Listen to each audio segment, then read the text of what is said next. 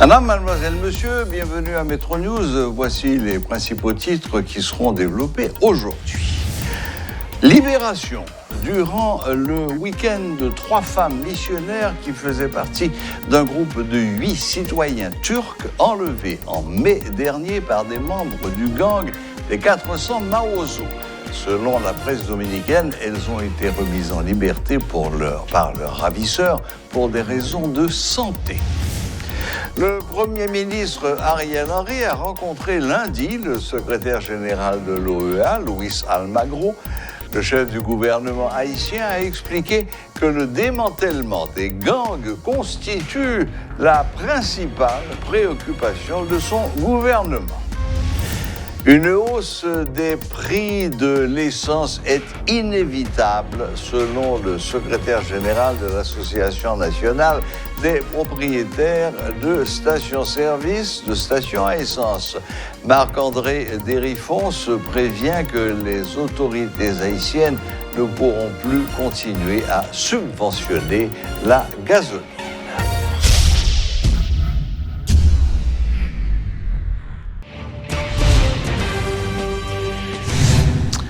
Le Premier ministre haïtien, M. Ariel Henry, a eu un tête-à-tête avec le secrétaire général de l'OEA, M. Luis Almagro, ce lundi 7 juin. Le chef du gouvernement haïtien a fait état des besoins d'Haïti en matière de sécurité. Il a expliqué que le démantèlement des gangs constituait la principale préoccupation de son gouvernement. Les informations ont été confirmées par le diplomate haïtien, M.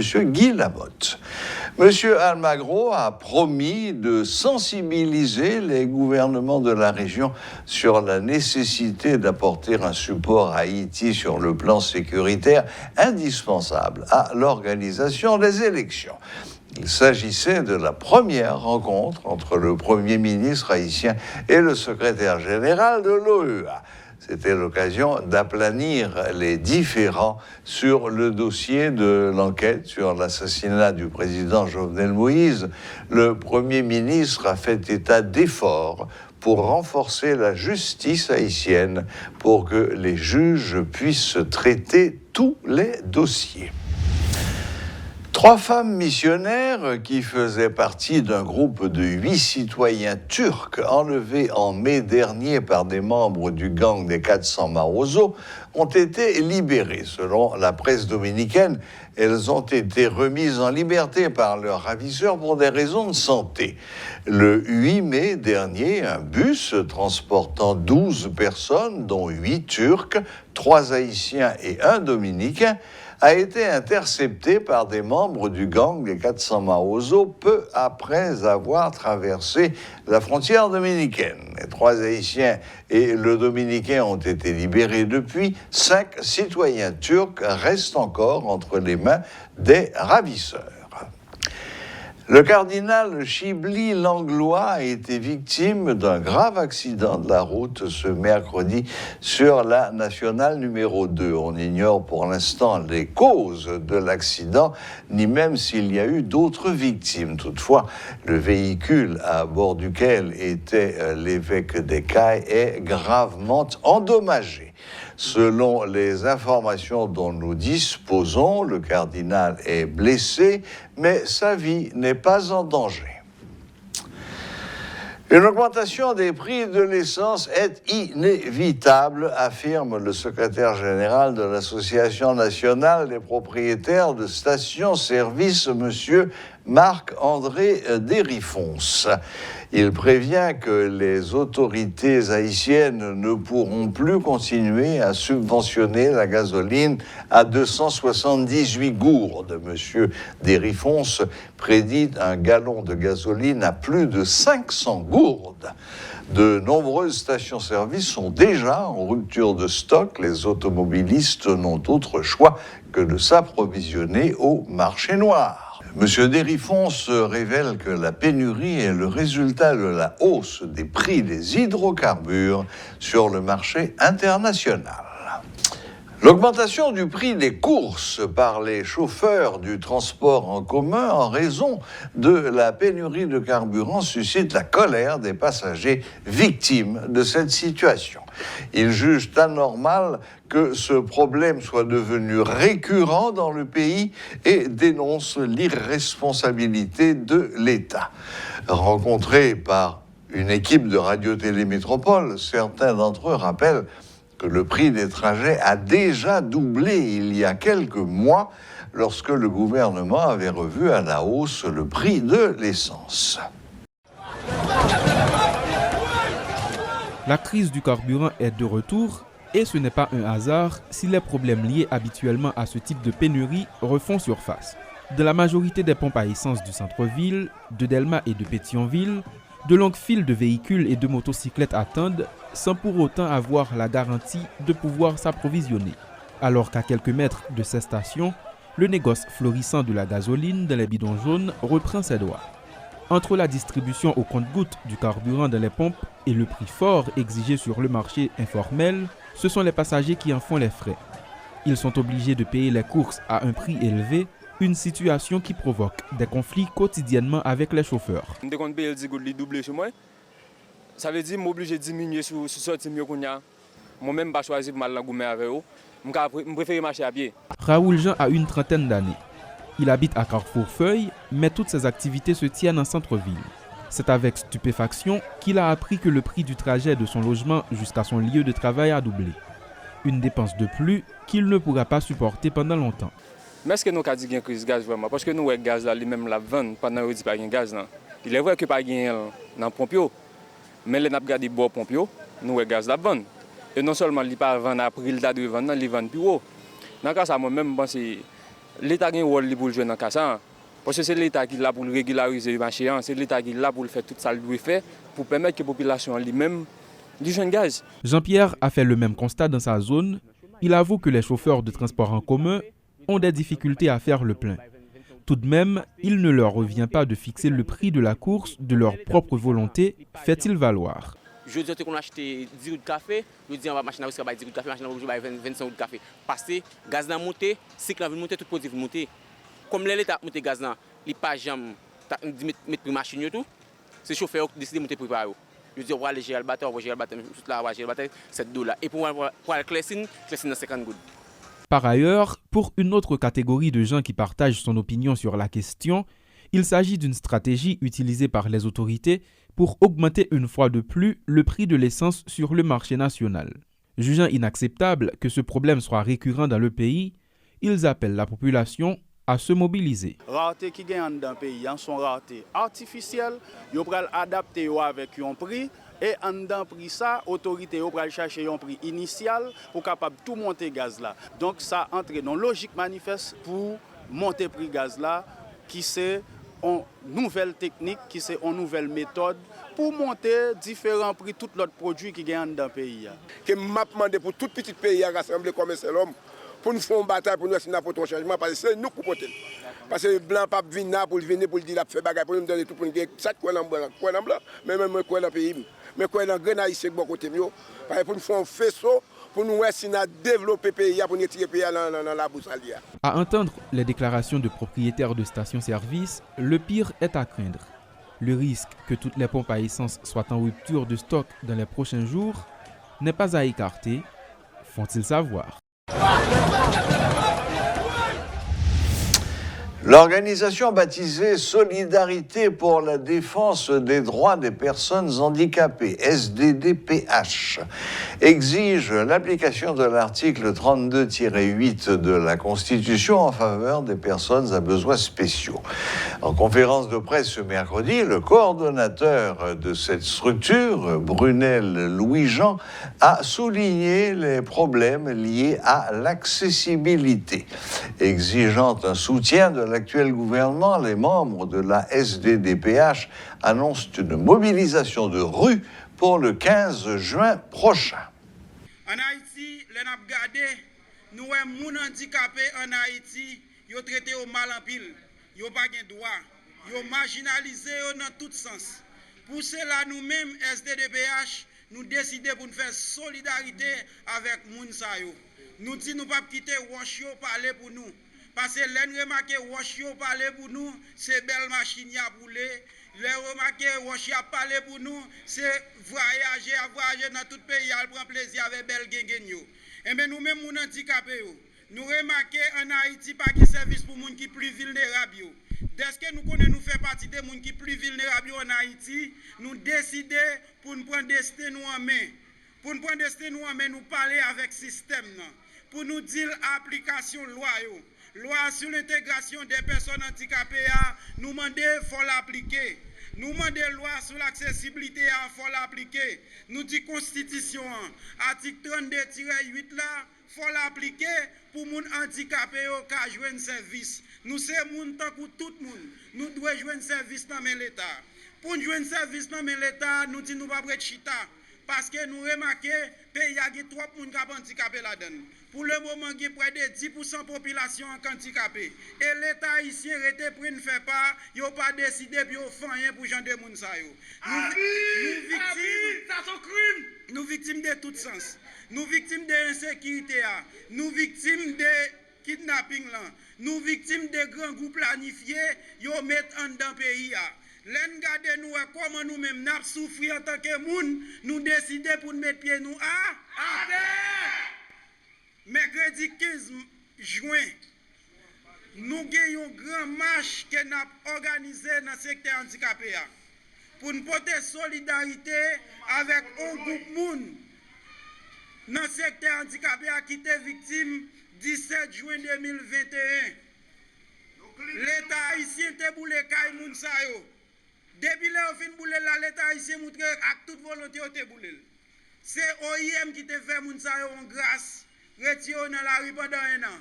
Les gars nous disent je font crier d'avance. Mounsa yo pour retourner dans la rue encore. Dès que vous allez retourner dans la rue encore, nous solidarisons avec vous pour l'État haïtien qui a pris responsabilité envers Mounsa. Est-ce que vous êtes d'accord? Oui! Deuxième raison. Là, nous gardons nous avec un apaisement social qui est à terre là. Nous avons cherché l'enlève, nous avons cherché la terre, nous parlons. Dieu dit pour les gens qui sont plus vulnérables. Nous-mêmes, les handicapés, est-ce que nous jouons? Non! Eh bien, nous allons chercher. Nous allons le ministère des Affaires sociales pour déposer un document pour les gens qui sont victimes sous campus aviation. En même temps, pour nous dire apaisement social, il faut arriver sur nous tous.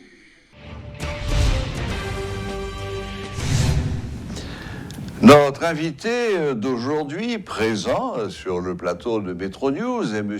Gédéon Jean, directeur exécutif du Centre d'analyse et de recherche en droits de l'homme, CARD. Le CARD a sorti 2 dossiers très importants. L'un sur Martissant, comment ne pas le faire, et l'autre sur l'assassinat du président Jovenel Moïse. Ces 2 dossiers ont des sous-titres qui sont tout à fait parlants. Le sous-titre de Martissant, c'est « Boucherie humaine à ciel ouvert ». Et je crois que ça dit bien ce que ça veut dire.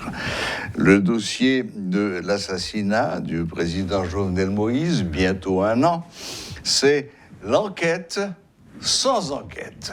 Là aussi, ça veut tout à fait dire ce que ça veut dire.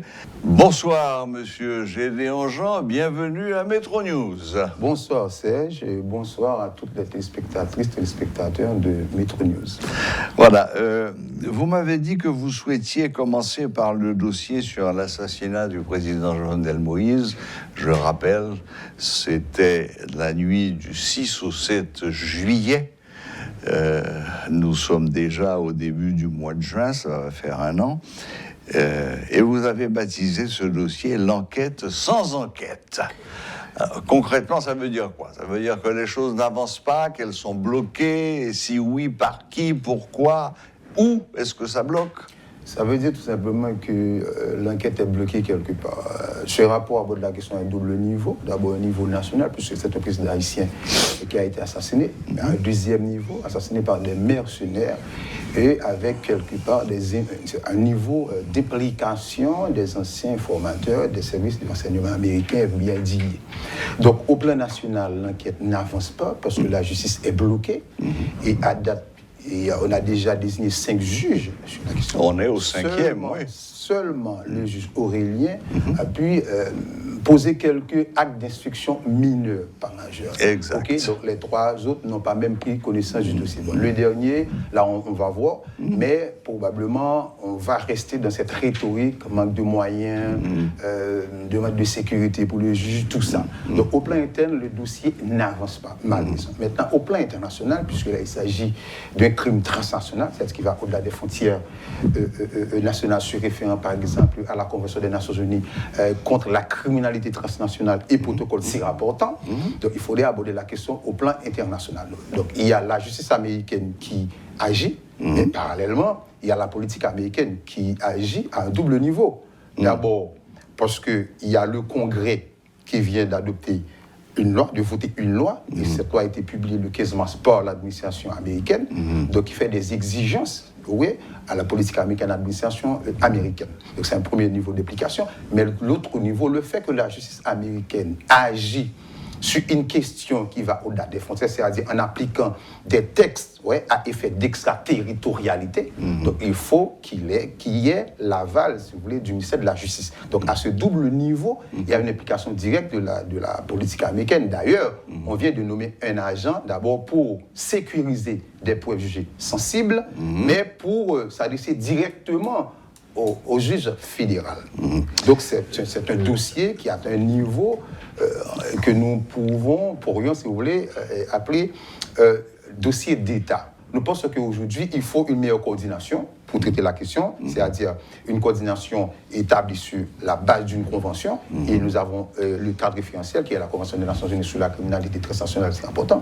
Mais au plan national, il faut des réformes, parce que si nous voulons obtenir justice, nous savons que dans l'état actuel du droit haïtien, on ne peut pas réaliser ce procès, qui sont de procédure. Par exemple, selon la loi sur l'appel pénal, le juge d'instruction a 3 mois pour conclure son ordonnance, 2 mois pour mener l'instruction, 1 mois pour conclure son ordonnance. Donc, est-il possible de réaliser ce procès d'instruire ce dossier dans 3 mois? Non. Autre problème, par exemple, le principe de collégialité. Dans ce cas, il faudrait un collège de juges pour traiter la question. Or, selon le droit haïtien, il faut un juge pour un dossier. Un juge par dossier. Un juge pour un dossier. Pas de collège. D'instruction, pas de collège. Donc, le droit est procédural. Donc, si nous voulons réaliser ce procès, c'est la conclusion du Centre d'analyse et de recherche en droits de l'homme. D'abord, il faut réformer le droit, parce que le droit est procédural. Il y a un ensemble de formalités à suivre. Et le deuxième pilier de notre proposition, c'est à partir d'un récit construit, bien évidemment. Il faut instituer un tribunal spécial, parce que dans l'état actuel, dans la situation actuelle, on ne pourra pas réaliser vraiment le procès de l'assassinat du président Jovenel Moïse. Or, c'est important de le réaliser, non seulement pour rendre justice à la nation haïtienne, parce que c'est le président, mais pour rendre justice également à la famille. Mais c'est une obligation de la morale internationale. Mais bien sûr. C'est une obligation de la morale, de la solidarité internationale, parce que Haïti est membre fondateur des Nations Unies, et les chefs d'État et de gouvernement se sont engagés à garantir le respect des droits humains, la stabilité, et un niveau, je dirais, à instituer l'état de droit. Et si vous regardez, par exemple, les mandats de différentes missions onusiennes qui se sont succédés en Haïti, eh bien, le mandat touche en particulier à l'état du droit, au renforcement institutionnel, à la démocratie, au respect des droits humains. Donc, de ce point de vue-là, il y a là, vous parlez depuis MINUSTA, MINUSJUST, jusqu'au BINU. Donc, c'est une question complexe, je m'excuse, qui doit être abordée à la lumière du droit international avec un esprit critique, un regard beaucoup plus large, pour voir comment vraiment y arriver. Parce que donner justice, c'est vraiment au peuple haïtien, au président Jovenel Moïse, je crois que c'est une obligation, à la fois en raison des engagements des chefs d'État et de gouvernement à l'échelle internationale, mais également par rapport à la nécessité de rendre justice au Tout à fait. D'autant plus qu'il y a quand même eu quelques arrestations qui ont été faites, pas tellement en Haïti, mais à l'extérieur. La procédure aux États-Unis, elle est un peu différente par rapport à celle d'Haïti, d'autant plus que aux États-Unis, question l'y rentrer dans le domaine d'État. Et c'est pourquoi on vient de désigner un agent pour sécuriser les preuves classifiées. C'est assez important, il faut le souligner, pour protéger les preuves classifiées. Et seul le juge fédéral aura accès à ces preuves. Mais et ici, est-ce que ces preuves seront accessibles à un potentiel tribunal spécial ou un juge d'instruction haïtien? C'est une question fondamentale qui explique encore la complexité de la question. Donc, s'il n'y a pas un accord de coopération entre les deux systèmes, il va y avoir beaucoup de problèmes. Donc, comment le juge d'instruction haïtien va-t-il enquêter sur un prévenu ou un condamné aux États-Unis? Comment va-t-il accéder à ces preuves classifiées? Ça y est, on se lance dans une campagne pour obtenir ce tribunal spécial? Oui, tout à fait, parce qu'en tant qu'institution qui réfléchit dans le domaine des droits humains, de l'état de droit, de la démocratie, et pour nous, la question institutionnelle est capitale si nous voulons vraiment construire l'état de droit en Haïti. Ok, donc dans l'état actuel des choses, nous avons monitoré, nous avons construit un récit, nous avons mis en évidence un ensemble d'éléments qui expliquent que dans l'état actuel du droit, on ne pourra pas réaliser ce procès. Donc du coup, nous plaidons pour une forme du droit, un tribunal spécial, peut-être un tribunal hybride. Là, on va consacrer le principe de collégialité. On peut même instituer les tribunaux à l'extérieur, parce qu'en général, quand on institue ou crée un tribunal hybride, on peut le placer à l'extérieur du pays, notamment par exemple à l'ASS. À date, il y a 8 tribunaux hybrides qui ont été institués, donc c'est une possibilité. L'essentiel, c'est de créer un mécanisme qui permettrait de donner justice, de traiter la question. Très bien. Avec une procédure spéciale. Très bien. Rapidement, maintenant, aller faire un tour du côté de la porte sud d'Haïti et de... Le mot martissant aujourd'hui fait trembler les gens. Et j'avoue que le sous-titre que vous avez inscrit là, boucherie humaine à ciel ouvert, est parfaitement adapté à la situation. Je révèle très très rapidement, vous avez décelé pendant le seul mois de juin, 200 décès. 10 000 personnes déplacées, 60 000 personnes qui sont en besoin d'assistance humanitaire. C'est une catastrophe humanitaire. Oui, c'est une catastrophe et les données sont là et malheureusement, un an après, la population est livrée à elle-même et la zone est quasiment contrôlée, totalement contrôlée par les bandits. Aujourd'hui, il y a 3 départements qui sont coupés du reste du pays, une grande partie de l'Ouest. Et l'État vraiment ne tempère pas ses obligations. La population est jetée aux oubliettes. Donc nous, en tant qu'institution de droits humains, notre rôle, c'est de remettre cette question sur le devant de la scène. C'est de rappeler l'État ses obligations, savoir respecter, protéger, mettre en œuvre les droits humains. Donc aujourd'hui, vraiment, il faut que la population puisse vivre de ses droits, c'est-à-dire droit à l'éducation, droit à la vie, droit à la sécurité, droit au logement, bref, les droits considérés comme les droits fondamentaux. Est-ce que finalement, il ne faudrait pas prendre la décision politique, et je dis bien la décision politique, de s'adresser à la source de ce problème, la source étant double. D'un côté, c'est l'état de misère et de pauvreté dans lequel se trouvent les populations de cette zone de Martissant, qui, faute d'avoir un espoir d'avenir, se lancent dans la délinquance, faute de mieux. Bon, ça, c'est le côté humain. Et puis, mais il y a aussi le côté matériel. Est-ce qu'il ne faudrait pas, une fois pour toutes, alors qu'on les connaît,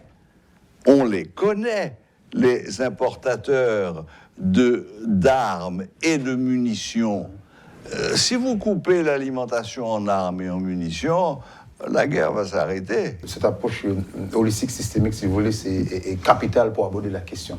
Parce que ce que nous constatons là, nous pouvons le considérer comme un épiphénomène, mais essentiellement, il faut aller à la source. Je suis tout à fait d'accord. Ce qui finance les bandits. Finance et les alimentent. Et les alimentent. Ils sont au niveau de l'État, mais au niveau du secteur privé, ça, il faut le souligner. Il faut garder les ports publics privés qui sont impliqués dans cette histoire-là. Il faut garder le côté social, le côté humain, parce que les gens exploitent le côté vulnérable, la vulnérabilité des gens. Je suis tout à fait d'accord avec nous, puisque en tant que spécialiste en droit international des droits de l'homme, il faut que l'État intervienne pour donner le minimum aux gens, mais il faut équiper la police. Parce que, comme Macron l'a souligné, lors de campagne présidentielle, la sécurité, c'est une question de moyens. Ce n'est pas une question de posture, de blablabla, de discours. Aujourd'hui, nous avons une coopération internationale qui fait des promesses. Il faut que ces promesses se matérialisent. La police, c'est une question de moyens. C'est une question d'armes appropriées, munitions. C'est une question de drones furtifs, drones appropriés. C'est une question de chars appropriés. De vrais chars, pas des chars en carton. C'est une question de formation. C'est une question de politique également. Donc je suis tout à fait d'accord avec le côté politique, parce que ces décisions-là doivent être intégrées dans une approche globale, et nous avons un CSPN, nous avons des autorités politiques qui ont des responsabilités, qui ont des obligations. Donc aujourd'hui, la population n'en peut plus. Ok, le kidnapping, ça fait rage, ça décapitalise la classe moyenne, ça appauvrit considérablement la classe moyenne. Aujourd'hui, nous sommes tous dans l'insécurité. Donc, il faut que l'État agisse. Et quand nous disons l'État, il y a un gouvernement. Il y a la police. Mais il y a ceux qui ont contribué à cette situation. Parce que je veux dire, c'est facile, on dénonce. Mais qui a contribué à cette situation par le passé. Donc, nous plaidons pour cette approche holistique et pour responsabiliser ceux qui ont l'obligation, le devoir de garantir la sécurité. Parce que le droit à la sécurité, c'est un droit, ce n'est pas une faveur, c'est un droit. Absolument. Le citoyen a droit à la sécurité, et ça fait partie des instruments internationaux, ça fait partie, en particulier, ça fait partie notamment de la Constitution en tant que droit fondamentaux et consacrés. Mais dans le même temps, Haïti est encore sous embargo pour ce qui concerne l'importation d'armes pour la police. Alors ça concerne les États-Unis, par la communauté des États. Aujourd'hui, la situation est vraiment préoccupante, eh bien, l'État doit agir. Donc, ce serait un peu difficile, parce que c'est une loi qui a été adoptée au niveau du Congrès par rapport à cette loi d'embargo. Et bien, aujourd'hui, si c'est un peu difficile, eh bien, pourquoi ne pas recourir à d'autres partenaires de la coopération internationale, c'est-à-dire la France, le Canada, le Brésil, etc., mais toujours en accord avec les États-Unis, puisque, comme vous venez de le souligner, c'est le géant, il faut son aval, il faut son aval pour trouver ces éléments de réponse. Pas nécessairement que les Américains sont de bonne foi, mais parfois son problème de vis-à-vis qui est posé. Parce que qui vis-à-vis, je ne sais pas, moi je ne suis pas de l'État, je suis de la société civile, mais dans mes discussions avec des autorités au plus haut niveau, mais quelque part on voit cette volonté d'aider. Bon, c'est une volonté. Maintenant, comment matérialiser? Aujourd'hui, avons-nous un gouvernement qui propose un document, qui propose un papier, qui dit voilà comment on va résoudre le problème, ce dont nous avons besoin, 1, 2, 3, 4, 5, et donner toutes les garanties nécessaires. Pour l'instant, nous avons des garanties verbales surtout. Des garanties verbales. Donc il faut matérialiser tous ces garanties. Merci, Monsieur Gédéon. Malheureusement, on doit mettre fin à ce très intéressant échange. Bonne fin de journée. Bonne fin de journée à vous aussi. Voilà, c'était Monsieur Gédéon Jean, directeur exécutif du Centre d'analyse et de recherche en droits de l'homme, CARD, qui venait nous parler des 2 derniers dossiers que le GARD a sortis, à savoir un dossier sur l'assassinat du président Jovenel Moïse et un autre sur le cas de Martissa. Voilà, la boucle est bouclée. Merci de nous rester fidèles et à la prochaine, même heure, même chaîne.